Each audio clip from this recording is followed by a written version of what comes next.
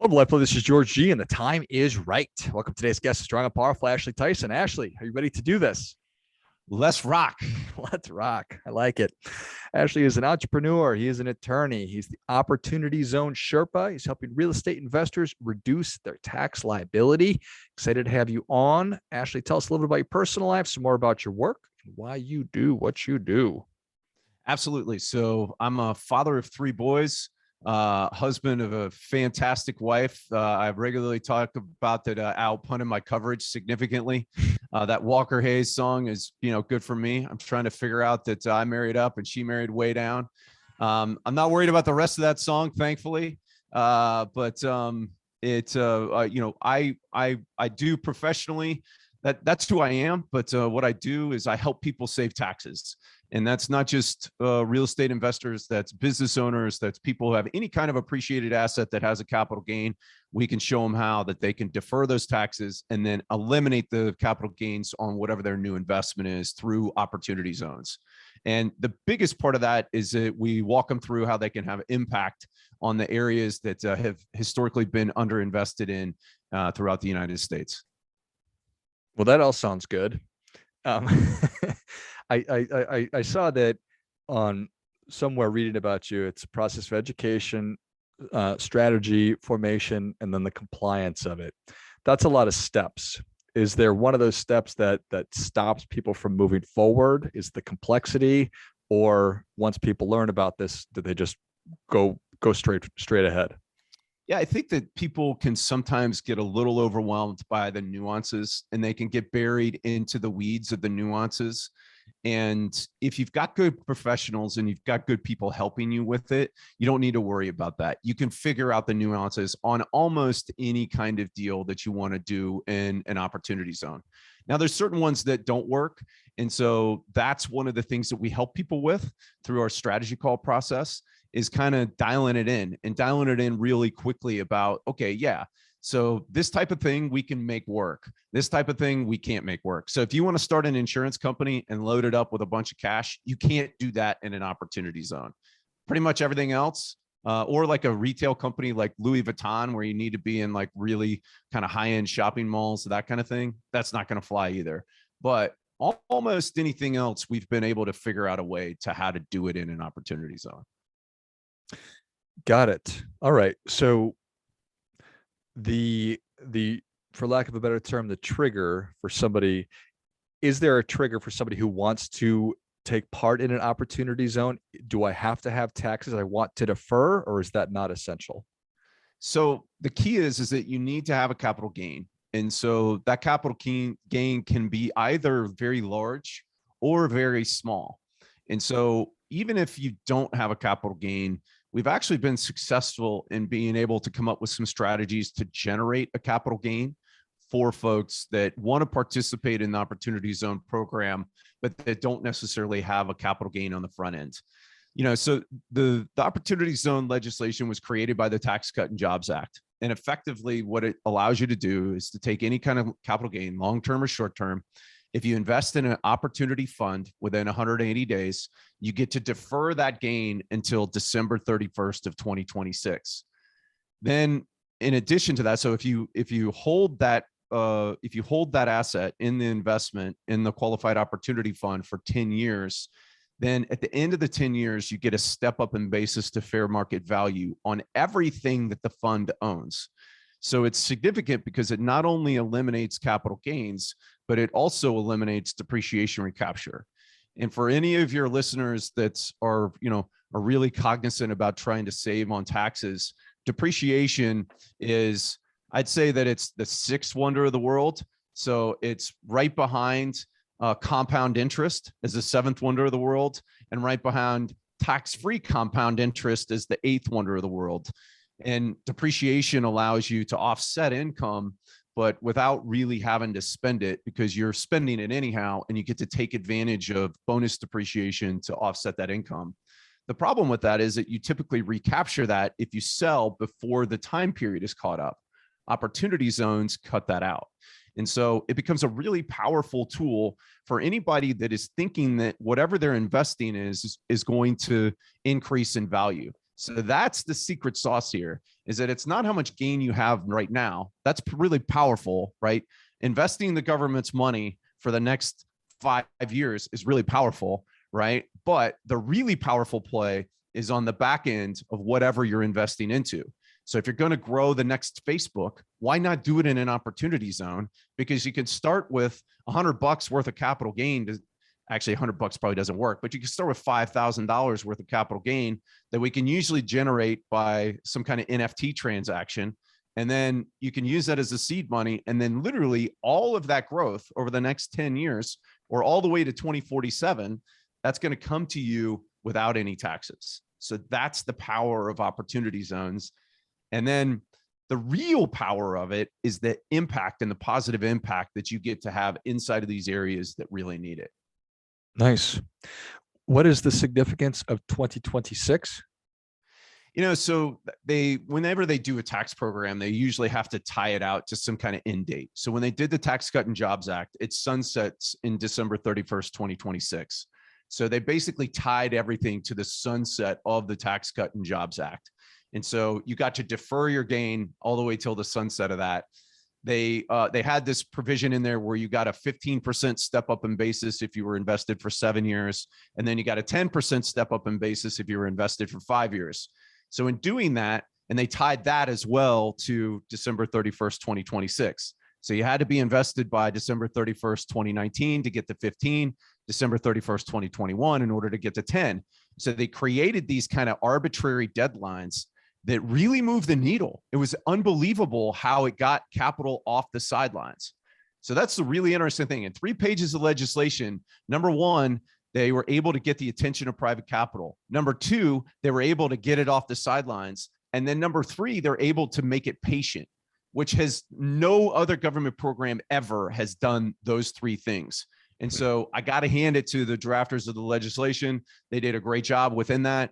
And there's currently pending legislation that's bipartisan to extend the program. And so you'd actually get back that 10 and 15% if you get into the deal, going forward. Right now, that's off the table, but that could be back on the table based upon what happens with that legislation. So theoretically speaking, up until December 30th or even the 31st of 2026, I could still get into this program and create an opportunity zone investment? That's right. So it's actually a capital gain that's generated prior to December 31st, 2026. Okay. So you actually have until September 11th of 2027 in some cases to invest that money. So you've got effectively 180 days past December 31st, 2026 in order to get your cash in. And if it comes through a partnership or an S Corp, that 180 days starts on March 15th of the following year, which bumps you to September 11th. So you basically got till December of 2027 right now. And then they're talking about extending the program, which would then probably make it to, I think they're going to extend it out 2 years. And so that could then give you another 2 years of being able to get in. The key is that 10-year window, right? And so people are like, well, I don't know what I'm going to do. Well, that doesn't matter. You've got tons of time once you dump your money into a fund to figure out what it is that you want to do. And that's what we've done at OZPros. We have democratized access to opportunity zones through the creation of a captive opportunity zone funds as part of that education, strategy call, and then compliance process. And so we help people create their own funds so they can park the money and then they can figure out what their game plan is going to be. And we can usually give them about a 3-year window to put the money to work. And so I tell people all the time, get your money into the fund right now because that starts your 10-year clock. Let's get it going. Okay, got it. So the name of your company again is what? OZPros.com. So OZPros helps me. So let's just say I have a $100,000 capital gain, and I say, okay, right. This sounds good. I come to you. You help me create the fund, this opportunity zone fund, and we do not. And then the clock starts. My 10-year window starts the day that the fund is created. The day that you put the money into the fund, which is why I'm like, hey, let's not wait. Let's get it in there. So I put the $100,000 into the fund. And then from there, you mentioned maybe 3 years, but it's 10 years. And then we look at all the available opportunity zones across the country and make decisions based on that. Correct. So once your money's in a fund, right, that starts your 10-year clock on being able to get the step up in basis to fair market value. And you can either do deals yourself, or you can make investments into other opportunity zone businesses. So you've got your fund at the top, and then we typically set up a qualified opportunity zone business underneath that as part of our package. And what that's going to allow you to do, think of the fund as basically just like a holding company. And then the opportunity zone business is actually going to do the work. And so you can then go and look at the 8,700 opportunity zones that are out there and say, oh, I want to do single family rentals, or, oh, I want to actually start a business in an opportunity zone. I'm going to do a tech startup, or I want to buy a business and move it into an opportunity zone.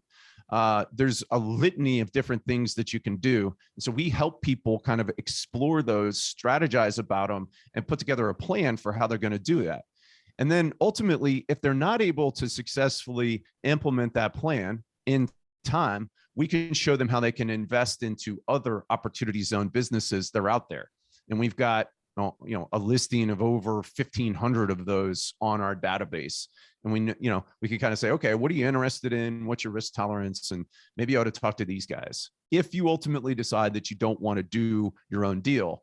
But what a captive fund allows people to do is to, number one, it buys them time. Number two, they could come up with their own allocation structure. It allows them creativity. Oh, I want to do my own deal with this amount. Right? So of your $100,000, I want to put 50 grand into a single family rental, and I'm going to bring in debt, right, relative to that, which is totally okay. And then, oh, I want to put $50,000 with the guys that are developing hotels down in Puerto Rico because I really like those assets. And I think the return structure down there is fantastic. And so that's what a captive opportunity fund allows people to do. Got it. Okay. And so let's just go through a fictitious example. We'll keep using me. I put in 100,000. I put the $100,000 in, and so the gain is that's not necessarily relevant, or how does that work? Yeah.